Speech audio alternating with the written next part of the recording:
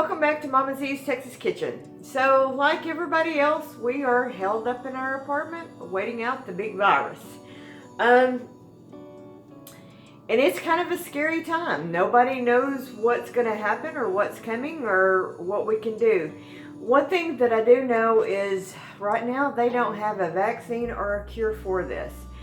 I know that something that has helped us through the flu season is elderberry syrup.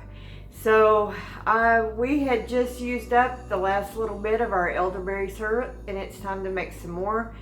We have no way of knowing if elderberry will help with this virus, but it's not going to hurt, and anything to make our immune system stronger, I am willing to help. So I thought I would make a video to show you how we make it around here. And you know, it's not gonna hurt, guys, so why not try, right? So this is how we do it. Anyway, I'm gonna bring you over to the stove. I'm gonna show you what I do. A lot of times I'll can it. I'm not even gonna bother to can this. I'm just gonna put it straight in the refrigerator because I feel that we're going to be drinking this up so fast that we're not gonna have time to can it. So anyway, I would advise anybody to go ahead and make this up. I bought these at my local health food store. You also can buy them on Amazon. I'll show you what I've used. They carry these both on Amazon and at my local health food store. So I will put a link, the Amazon link, down below. I will say Amazon is charging twice of what they were 2 weeks ago. So be prepared for that. Price gouging at its finest. But anyway, so we're gonna bring you over to the stove and I'll show you what I'm gonna do real quick. So hold on just a second. All right. Okay, first thing, I've got a gallon of water. Normally I would put distilled water in here, but they were out at the store. So I'm just using regular tap water. You can use what you got. I have chopped up a couple of cloves of, or a couple of deals of ginger. You can also use just regular ginger.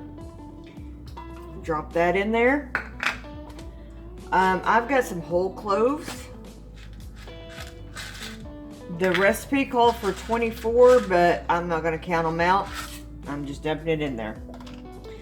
Last recipe I made this, I used cinnamon sticks, and apparently I'm out and I couldn't find any.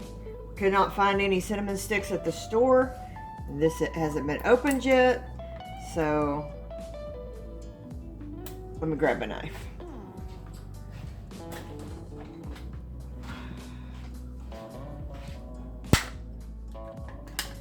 Just using some powdered cinnamon.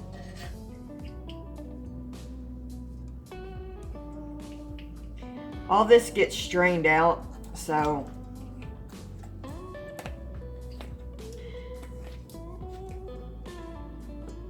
I'm going to also add just a little bit of extra clove in there. I'll take this lid off.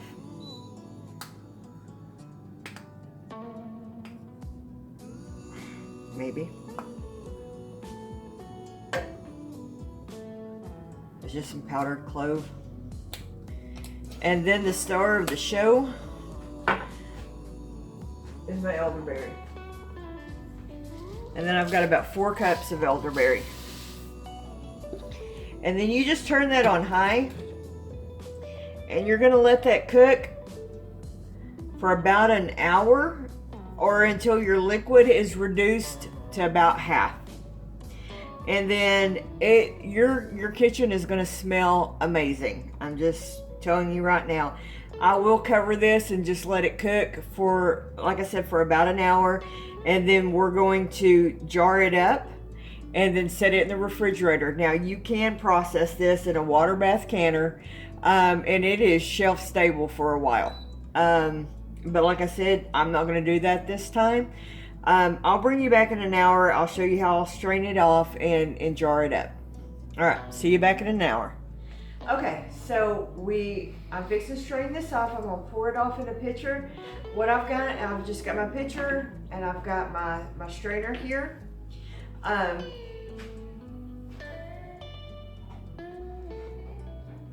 just gonna bring it over, and if Papa will come over here and hold the strainer and the jug for me. And if I need to, when I strain it back into my deals, I can run it through a smaller strainer just to make sure I kind of get everything.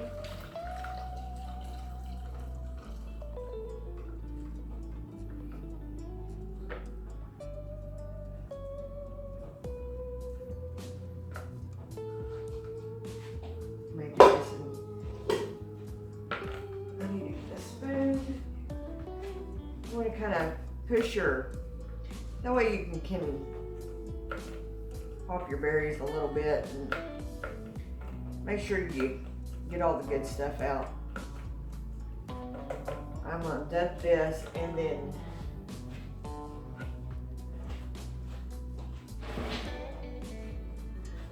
it's still a little hot, which is okay.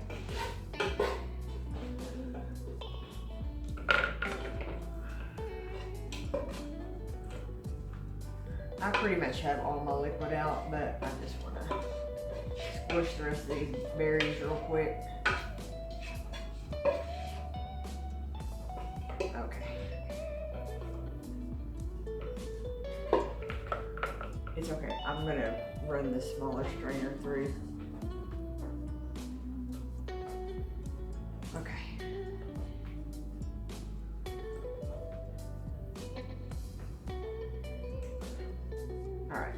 I've got a smaller strainer here.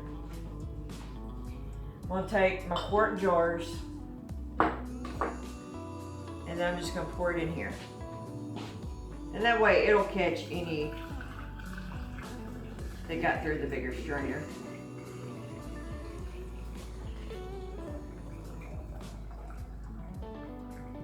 And then I'm just going to leave it out on the cabinet and let it finish cooling for a little while before I put it in the refrigerator. Now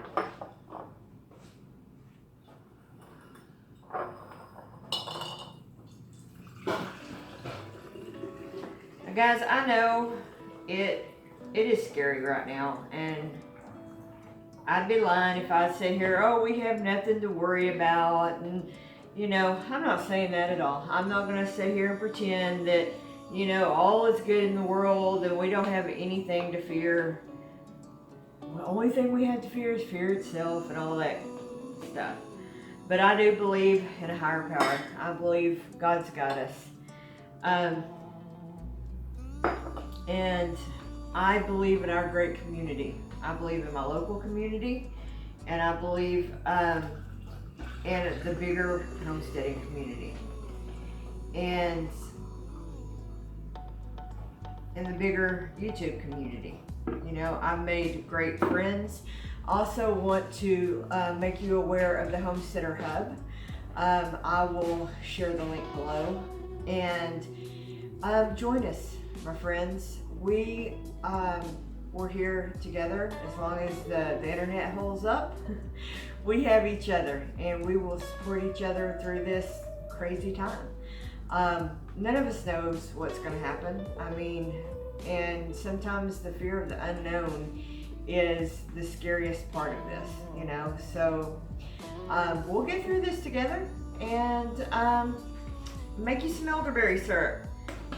Take your vitamin C, do your fire cider, do the things that we know to build your immunity, and by God, stay home.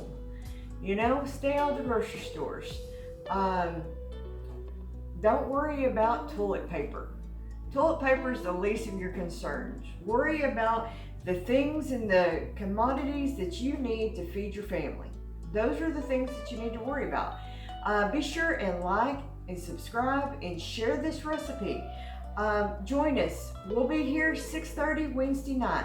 And we're going to talk some more about this and just things that we can do to be with each other. So anyway, thank y'all so much, and God bless.